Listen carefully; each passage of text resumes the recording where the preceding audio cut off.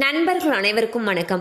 இன்னைக்கு நம்ம அந்த வீடியோல மீண்டும் தமிழகத்தில் கனமழை என்ற தகவல் வெளியாகிருக்கு. ஸோ அதை பத்தி தான் இப்போ நம்ம பார்க்க போறோம். தெற்கு அந்தமான் அதனையொட்டிய கடல் பகுதிகளில் உருவாகி இருக்கக்கூடிய வளிமண்டல மேலடுக்கு சுழற்சி காரணமாக நெல்லை, ராமநாதபுரம், திருவாரூர் ஆகிய மாவட்டங்களில் கனமழை பெய்து வருகிறது.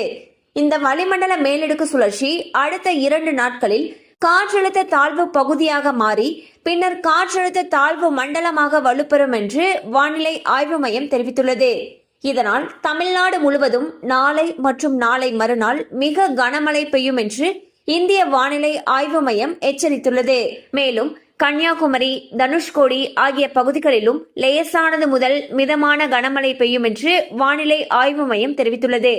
அடுத்த 2 நாட்களில் இந்த மேலடுக்கு சுழற்சி புயலாக வலுப்பெறக்கூடும் என்று வானிலை ஆர்வலர்கள் கணித்துள்ளனர். தமிழ்நாட்டின் உட்பகுதிகளில் இதன் காரணமாக அதிக குளிர் நீடிக்கும் என்றும் மேற்கு தொடர்ச்சி மாவட்டங்கள் இருக்கக்கூடிய கோவை, ஈரோடு ஆகிய பகுதிகளில் ஆங்காங்கே மழை பெய்யும் எனவும் வானிலை ஆய்வு மையம் தெரிவித்துள்ளது.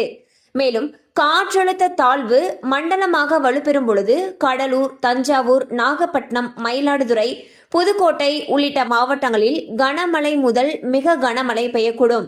இந்த நிலை வரக்கூடிய 27ஆம் தேதி வரை நீடிக்கும். புயல் உருவானால் டெல்டா மாவட்டங்களை நோக்கி வருவதற்கான அதிக வாய்ப்பு இருப்பதாகவும் கணிக்கப்பட்டுள்ளது.